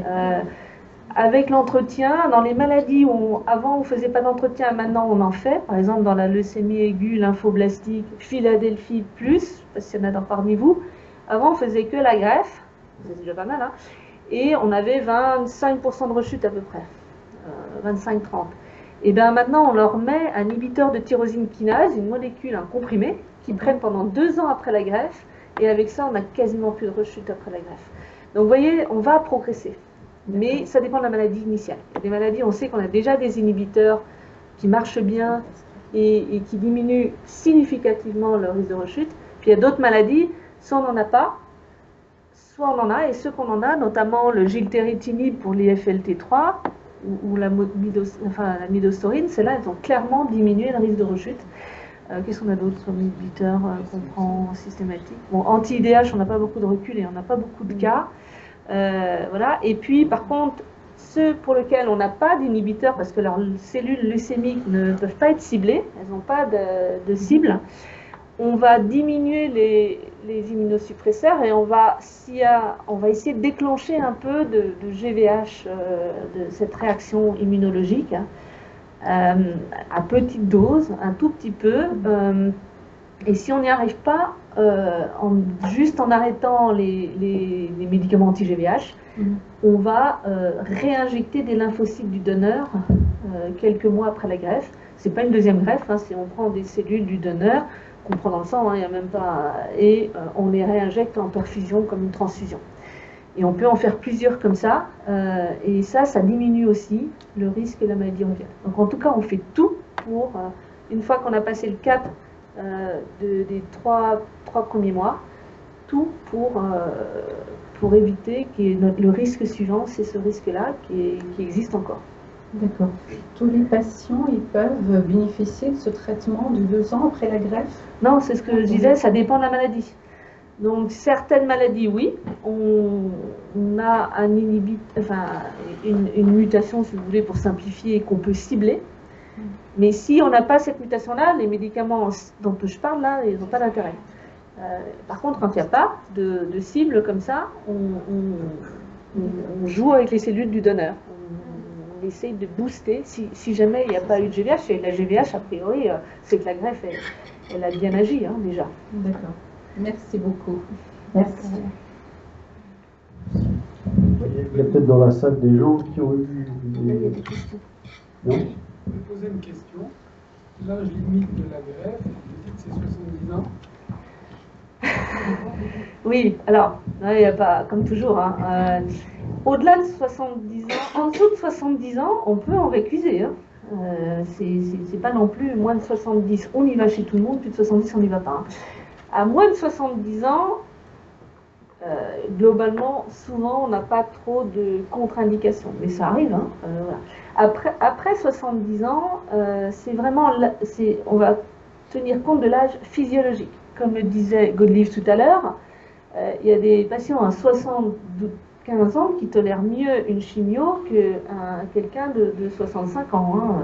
Donc, c'est ce qu'on appelle l'âge physiologique, et l'âge physiologique dépend de tous les antécédents. C'est sûr que si c'est quelqu'un qui a déjà fait un AVC, qui a un diabète, une insuffisance rénale, enfin bref, déjà des organes ou des maladies chroniques, leur âge physiologique il est plus faible et ça va être beaucoup plus difficile de passer des chimio-intensifs et une greffe chez ces patients-là.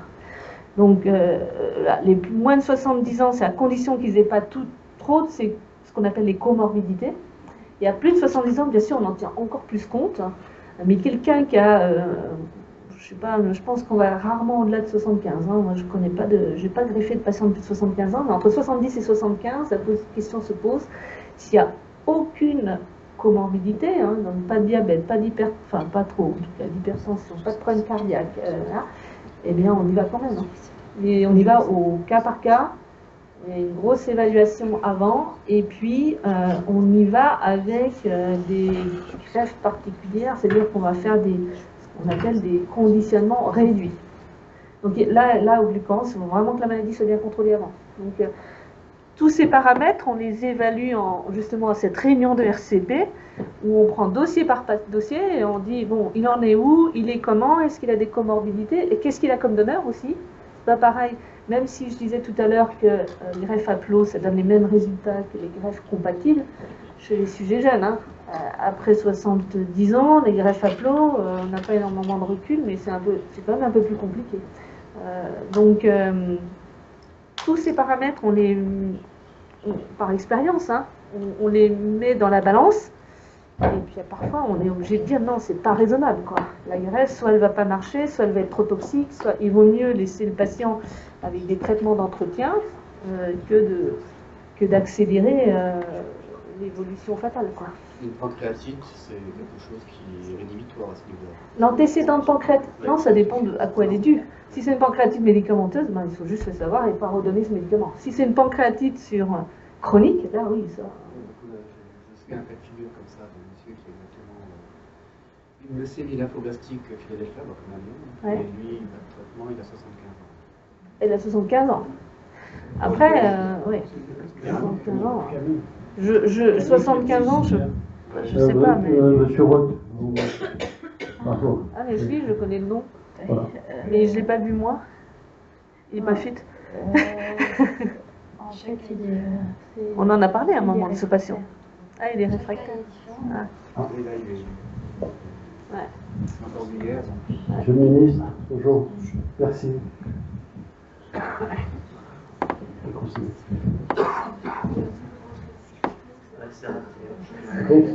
C'est fait.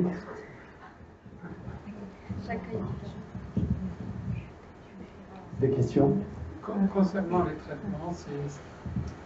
les traitements, c'est national ou sur Paris ou dans l'Est? Ah oui, ça c'est une question que j'ai souvent en consultation. Non, je vous rassure, on n'est pas... on a tout, en France, on a accès à tous les traitements validés, quelle que soit la ville, quel que soit l'endroit. La seule chose qui n'est pas ouverte à tous les centres, c'est l'allogreffe et les carticelles.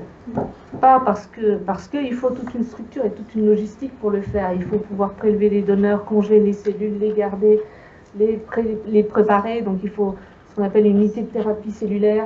Il faut les prélèvements, ce qu'on appelle l'aphérèse et tout ça. Et donc tous les hôpitaux ne développent pas ça, parce que ce n'est pas nécessaire en fait. On l'a dit tout à l'heure, 2000 greffes, allogreffes par an en France, sur 30 centres, ça suffit amplement. Voilà. Les carticelles par contre, c'est quelque chose qui se développe beaucoup. Et là, commence à se poser, et là ils ne sont pas faits que dans les centres spécifiques où il y a de l'allogreffe, et c'est vrai, ça commence à se poser la question de savoir. Il y a quelques questions d'accès aux carticelles, c'est vrai, dans certains endroits, parce que les services hématos sont déjà débordés par leur activité, par toutes ces nouvelles drogues, ces nouvelles lignes. C'est très bien pour les patients et on en est ravis de pouvoir proposer plus de lignes, mais ça veut dire que nos lits sont de plus en plus occupés. Et du coup, on arrive à une limite. On n'a plus assez de place dans les services hématos pour absorber toutes les nouvelles activités et nos carticelles. Donc ça, c'est des discussions, voilà. Mais pour répondre à votre question, non. Pour l'instant, on a accès à tout.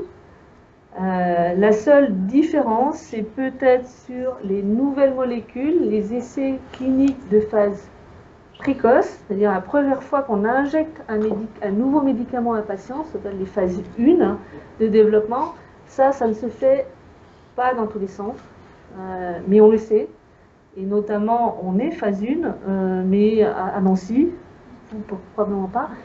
Donc on pourrait y avoir accès, mais ces essais un peu restreints ne sont pas limités partout. Mais on le sait. Et du coup, quand un patient, on arrive, nous, à nos lignes, à ce qu'on peut lui proposer, et qu'il faut se poser la question d'une nouvelle drogue, on appelle les collègues de Paris ou ailleurs, d'ailleurs, pas qu'à Paris, qui a ces phases 1, et on leur demande et ils les prennent, si le patient peut rentrer dans l'étude. Donc, non. Donc, où qu'on habite en France, à condition de voir un médecin, c'est une autre question, et d'être rentré dans la filière hématologie, on aura tous les traitements disponibles, y compris les nouvelles drogues. Et donc, on prend en charge en France de la même façon, en fonction des caractéristiques de la maladie, on propose le meilleur traitement.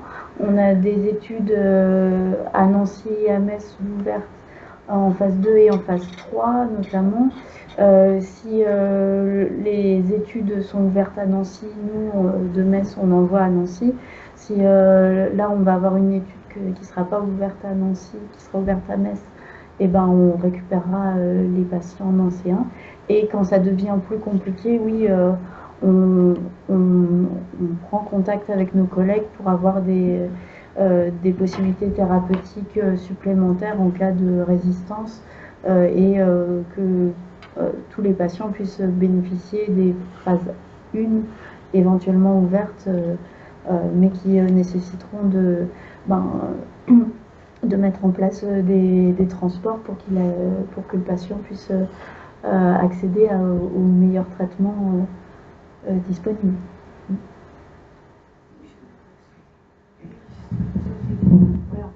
Vous avez suivi une personne, que ce soit d'abord à Mercy et ensuite à Bravois, Madame Nivois, en Moselle-Est, qui va très bien aujourd'hui et qui avait 73 ans lorsqu'elle a été greffée.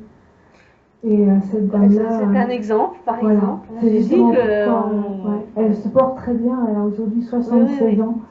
Et voilà, vous l'avez vraiment soignée au mieux. Et je me souviens de cette dame pendant l'hospitalisation, c'est pas moi qui la suis. Et ça, c'est l'exemple typique. C'est une patiente qui, voilà, on n'a pas reculé parce qu'elle était en forme et on ne regrette pas, la preuve. Voilà, encore une fois, jusqu'à 70, on ne se pose pas trop de questions, mais on fait quand même le bilan. Entre 70 et 75, là, on se pose plus de questions, mais bien sûr qu'on y va si on considère que tous les signaux sont verts. Je vais vous demander également, en ce qui concerne les leucémies donc aiguës lymphoblastiques de type T.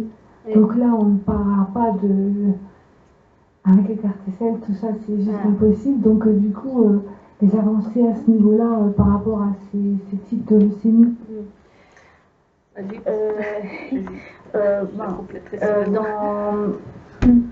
Selon l'âge du patient, on a actuellement disponible un produit de chimiothérapie qui s'appelle la nélarabine, qui permet d'augmenter le taux de réponse. Après, dans ces leucémies aiguës lymphoblastiques T, en fonction de la maladie résiduelle, on va plus ou moins à l'allogreffe.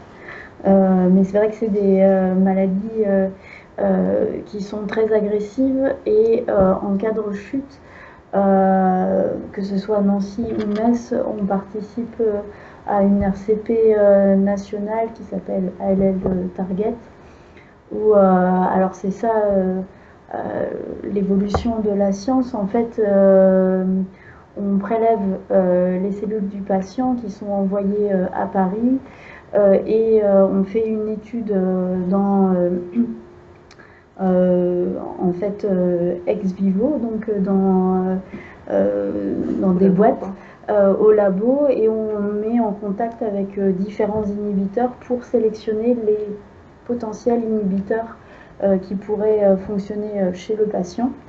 Et en fonction de ces résultats qu'on a dans la semaine, après on propose à la personne qui rechute un traitement le plus ciblé possible qui permet de récupérer. Mais c'est vrai que à chaque fois quand on arrive à avoir une réponse, il faut essayer d'aller à l'allogreffe le plus vite possible parce que ces réponses sont souvent de très courte durée. Et donc c'est des choses très très compliquées quand ça rechute. Merci. Merci. Après, pour compléter, donc en effet, il y a cette... et c'est vrai pour certaines LM aussi, mais surtout pour les pathologies lymphoïdes, il y a ces RCP nationales où ils vont mettre, c'est dans les boîtes de culture, sur des cellules, différentes molécules, et ils vont nous dire, elle a l'air sensible à telle ou telle molécule, essayez telle ou telle combinaison. Voilà. Et si ça marche, tant mieux. Si ça ne marche pas, on est dans l'impasse. Et malheureusement, on n'a pas beaucoup progressé. Les carticelles dans les LALT, le problème du lymphocyte T, c'est que les cibles, l'antigène qu'on va cibler avec les cartis, forcément, et c'est un lymphocyte T, donc quel que soit cet antigène, il va être exprimé par le CAR aussi, par le carticelle. Et donc, la difficulté, c'est qu'on va avoir des cellules lymphocytaires génétiquement modifiées qui vont potentiellement cibler les cellules tumorales, mais qui vont se cibler entre eux, ils vont s'entretuer. Et donc, pour l'instant, il il y a beaucoup de recherches dans ce domaine-là et on avance. On essaie de trouver des solutions pour que le CAR T tue la cible sans se tuer lui-même et donc ça avance. Voilà. Mais ce ne sera pas demain, mais peut-être dans les... Enfin, c'est déjà en étude dans des phases précoces. Et j'espère qu'on va trouver une solution qui marchera assez vite. Mais c'est pas encore là, mais je pense qu'on n'est pas très loin. Et il n'empêche que ce sera quand même probablement pour les emmener à la greffe, hein, pour l'instant, ces carticelles-là.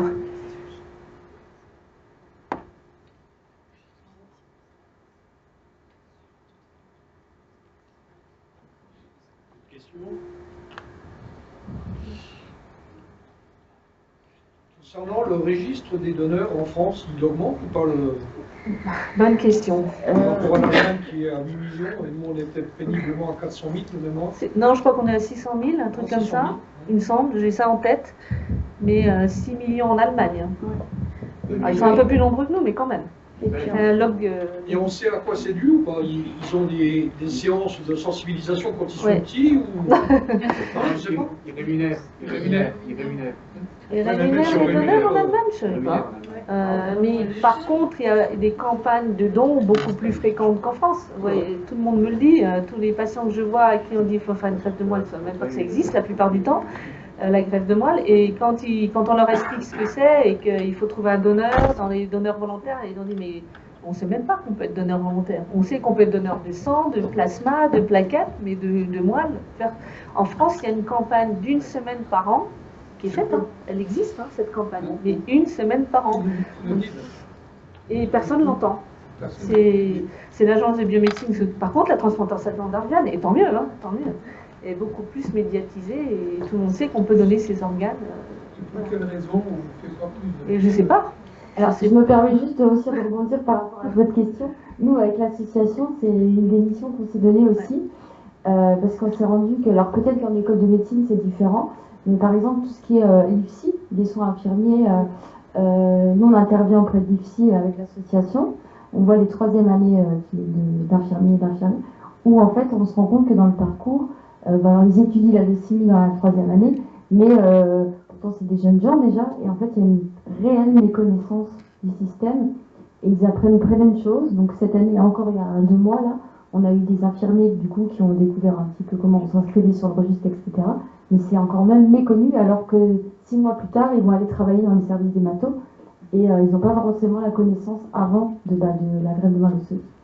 Donc alors qu'ils sont déjà impliqués dans des soins, quoi. Alors des étudiants, voilà, même les jeunes en France, ils connaissent pas du tout, quoi. Encore une fois, ça concerne 2000 patients par an en France. Ça vous paraît beaucoup, mais c'est rien à l'échelle de la population. Et donc c'est une niche. C'est une niche. Et notamment les Allemands qui sont là pour oui, exactement. Dans 80% de nos donneurs non apparentés sont des Allemands. Ici, surtout ici, dans la région. Comment? Honte à la France. C'est quand même pas normal, ça. Je veux dire, quelque part. Alors, qui est-ce qui fait pas son job? Est-ce que c'est le médical qui remonte pas assez, qui se bat pas assez, ou c'est les politiques qui font le frein? Le médical. Ça me révolte. Mais je vous entends et. Après, il y a beaucoup de méconnaissances, professeur, là-dessus, c'est qu'on j'en en a déjà parlé, mais c'est qu'on se rend compte aussi. La méconnaissance vient par l'information, madame. Mais la méconnaissance, pour plein de gens aussi, c'est confondu. Tout à l'heure, vous l'avez bien dit, la moelle épinière, etc., opération, don du vivant. Il y a aussi beaucoup de peur. Et forcément, quand on n'est pas dans la maladie chez un jeune, nous, on est dedans, on connaît le système, etc. Mais il y a aussi des personnes qui ne sont pas du tout atteintes par ça. Ils ne vont pas forcément s'intéresser. Et il y a quand même beaucoup de méconnaissance et de peur par rapport à ça. Donc nous, on a peut-être un regard extérieur, mais il faut être quand même assez prudent parce que c'est pas la norme, entre guillemets. La greffe, pour le commun du mortel, c'est prendre un organe et le donner quand même. En l'occurrence, c'est le cas, mais sauf qu'on ne prend pas toute la moelle osseuse, on prend une partie, et voire même, la plupart du temps, on les prend dans le sang périphérique. Donc le don, et je ne dis pas que c'est rien, mais c'est pas plus compliqué qu'un don de plaquettes. Il faut juste se taper les facteurs de croissance avant, mais bon, c'est très très tolérable, et ceux qui donnent, ils se disent, si j'avais su. Et un autre facteur limitant, c'est qu'en France, il a été décidé qu'on ne peut s'inscrire dans les registres de dons de moelle osseuse que jusqu'à 35 ans. Or, à moins d'être confronté à la maladie, à 35 ans, honnêtement, c'est pas quelque chose, enfin, avant 30 ans, on ne se pose pas la question de savoir. Voilà. Donc, c'est aussi un choix de ne s'inscrire qu'avant 35 ans, parce qu'après, bien sûr, on peut donner plus longtemps, hein, mais parce qu'au-delà de, je sais plus, des dons de non apparentés à cause il faut absolument que le donneur ne prenne aucun risque le jour du don. Donc c'est sûr qu'après 50 ans, il y a des risques, il y a un peu d'hypertension, un peu de diabète, et donc dès qu'il y a la moindre pathologie annexe, et le donneur va être récusé. On ne veut pas prendre de risque pour les donneurs, il ne faut pas qu'ils soient malades à cause du don. Alors le risque est minime, mais donc ils estiment qu'après 50 ans, il y a un grand risque qu'un donneur sur 2, voire 1 sur 3 ou même plus, au final il est là, il est compatible, mais il ne va pas pouvoir donner parce qu'on ne va pas prendre le risque de lui faire un prélèvement de moelle. Donc ils ne veulent pas qu'il s'inscrive au-delà de 35 ans parce que comme après la médiane pour la moyenne ou la médiane c'est 8-10 ans, non? À partir du moment qu'on s'inscrit et qu'on est appelé, je crois que c'est de cet ordre-là. Donc bah, ça fait 35 plus 10, ça fait 45, donc ça passe. Mais voilà. Et ils ont même cas en Allemagne. Non, en Allemagne, il n'y a pas de limite. Non. À ma connaissance. Non, mais en effet, c'est un choix politique, j'en sais rien, mais de l'agence de biomédecine, enfin de toutes les instances, hein, c'est pas les médecins, hein, nous, on n'a pas notre mot à dire. Hein. Si j'avais été sensibilisé par le don de moelle, je pense que ça aurait été fait. Oui. Non, mais tout le monde dit ça une fois qu'il est confronté. Mais je vais aller plus loin. Hein. Au programme de l'internat, la greffe de moelle n'en fait pas partie. On n'enseigne pratiquement pas aux internes en médecine. Voilà, puisque les traitements ne font pas vraiment partie du programme. Donc la greffe de moelle, non, elle passe à l'as. Moi, je l'enseigne aux 2e et 3e années de médecine dans les cours d'immunologie. Voilà, dans les immunologies, dans les immunothérapies, la greffe de moelle. Et on la voit en détail. Mais sauf qu'en 2e, 3e année de médecine, on apprend ça, on apprend tellement d'autres choses qu'on l'oublie après. Et en 5e, 6e année, quand ils ont vraiment la préparation pour le concours de l'internat, etc., on ne le répète pas. Ça doit être évoqué quand même, mais pas en détail. Donc même les médecins, il y en a plein qui ne savent même pas ce que c'est. Donc il est préférable de se faire soigner en Allemagne? Non, je ne sais pas s'ils l'enseignent mieux en Allemagne. Ça n'a rien à voir entre l'enseignement et... c'est une niche.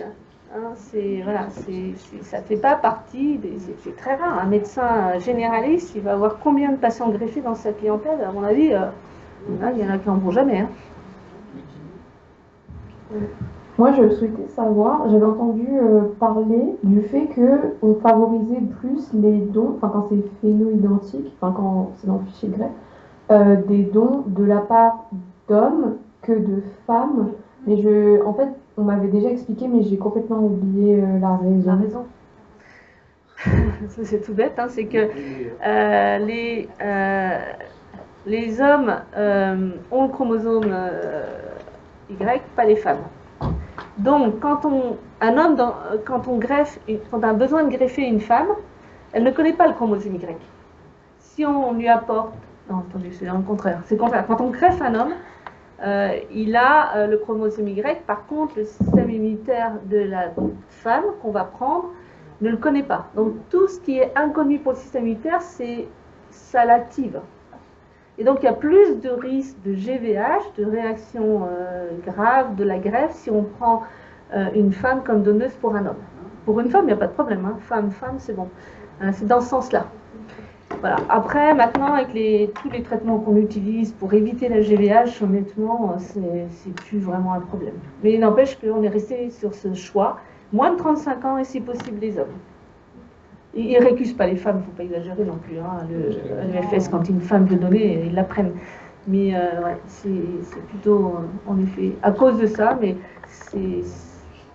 Parce que du coup, le risque de GVH, il est moins élevé lors d'un don de femme à femme que de femme à homme. Voilà, c'est ça.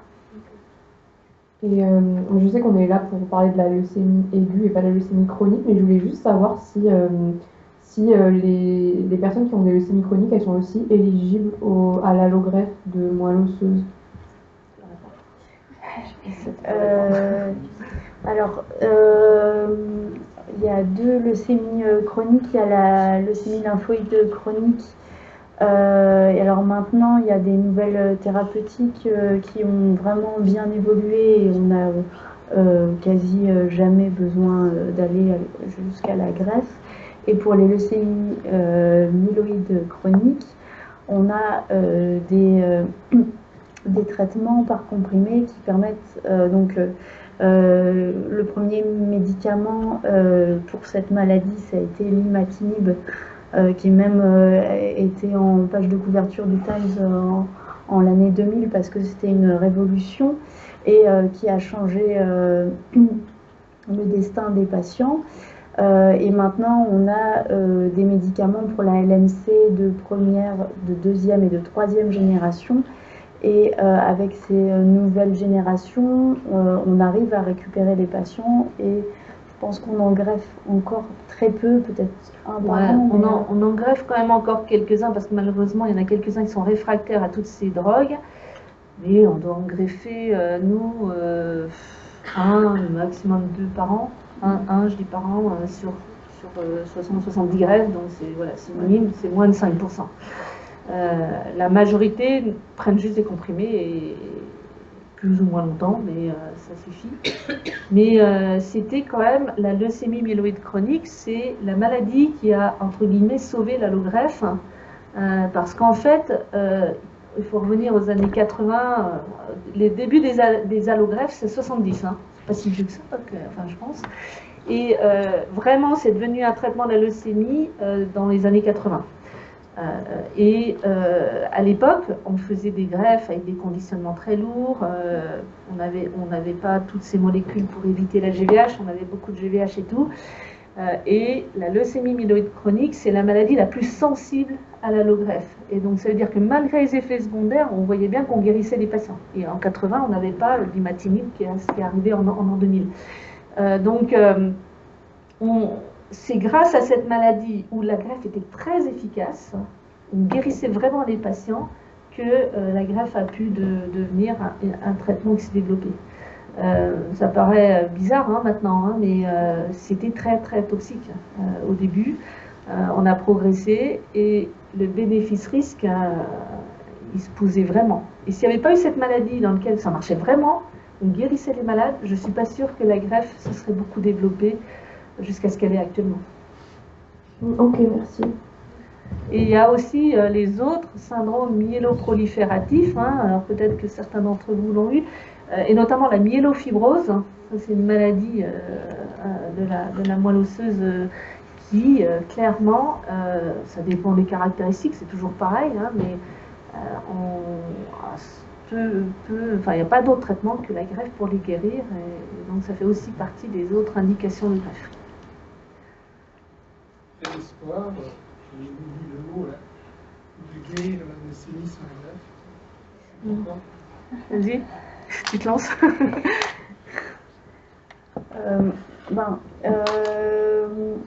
Là, par exemple, on a l'Onureg, c'est du Vidaza en comprimé qui est proposé en traitement de maintenance, qui, pour les patients qui n'ont pas de cible, peut permettre de maintenir une pression sur la leucémie.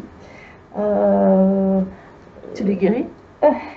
Moi j'aime bien l'Onureg, mes collègues pas forcément. Après, c'est des nouveaux médicaments qu'il faut aussi qu'on apprenne à bien gérer parce que c'est des nouvelles toxicités qu'on ne connaissait pas. Et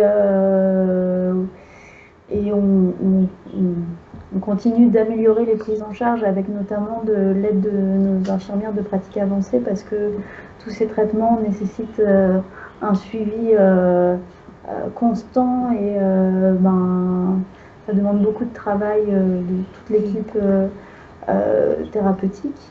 Donc il y aura des avancées, probablement que, peut-être qu'un jour on aura moins besoin d'allogreffe, mais c'est étape par étape. Pour l'instant, clairement, non. Je ne connais aucun traitement qui permette d'éviter l'allogreffe, sauf peut-être dans la leucémie aiguë lymphoblastique B, avec l'anticorps dont je vous ai parlé, le blinatumomab, l'anticorps qui fait le lymphocyte T le rapprocher du lymphocyte B. Là, peut-être quand même, il y a des essais sont en cours pour essayer d'éviter l'allogreffe. Donc le prochain essai, là, les patients qui ont, selon certains critères, qui vont accepter de participer à l'essai, il y en a qui vont continuer ce traitement, je ne sais plus combien de temps, versus allogreffe. Et on verra si il y a encore un intérêt à les allogreffer. Et donc, à part quelques sous-maladies, où on peut espérer se passer de la greffe, pour l'instant, les autres, c'est plutôt le contraire, c'est-à-dire qu'avec nouveaux traitements, on met plus de malades en rémission, comme on disait tout à l'heure, et finalement, on en greffe plus. Clairement. Oui, c'est le protocole dont le professeur Rubio parle, c'est le protocole Graal 2025 qui est en cours d'ouverture là. Et donc, en fonction de la maladie résiduelle, si tout se passe bien, il y aura 2 bras. Un bras où on continuera de faire où on fera du blincito, mais de manière répétée avec un peu de vincristine, et un autre bras où ça sera la greffe. Et le temps d'avoir les résultats, donc dans quelques années, on saura si pour ces patients-là, on peut s'en passer. Et on y va vraiment à tâtons.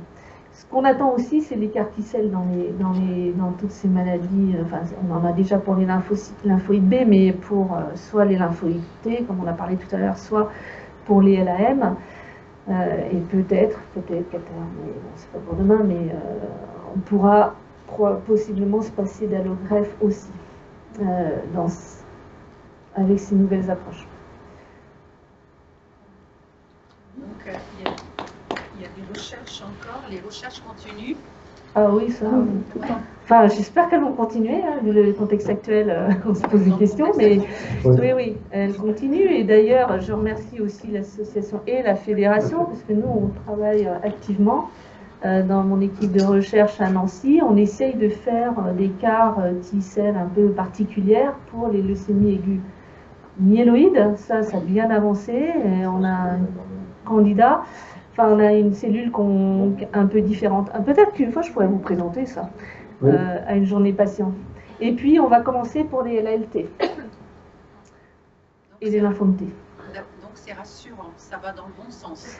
Oui, mais c'est long, hein. Entre le moment où on trouve quelque chose au laboratoire et on espère passer toutes les étapes pour aller chez les patients, il faut 10 ans. Hein. Alors les carticelles, ça peut aller un peu plus vite si vraiment ça marche très bien. Mais voilà, c'est ça qui est... Voilà. Mais clairement, et puis moi je parle des carticelles parce que je connais bien, mais il y a plein d'autres choses. Il y a des nouvelles drogues, il y a des nouveaux inhibiteurs, plein d'autres choses en recherche. Et la France est quand même assez active dans ce domaine-là. Il y a des très bons centres de recherche sur la leucémie. Il y a beaucoup d'associations aussi, notamment la Fédération Leucémie Espoir, qui nous aide à lancer des projets, parce que toute cette recherche, elle coûte très très cher par contre. Hein. Mais heureusement, on a ce soutien-là, et on espère quand même, et régulièrement en hématologie, c'est probablement le domaine en oncologie où il y a le plus de nouvelles drogues et qui marchent, hein, qui apparaissent. On a quand même beaucoup progressé. Hein, mais voilà. Ça reste des maladies difficiles à guérir, mais on y arrive beaucoup mieux que, par exemple, dans les cancers, les tumeurs solides. Bon, voilà. Ben, écoutez, merci beaucoup. Bravo. Donc, on va passer sur les soins support.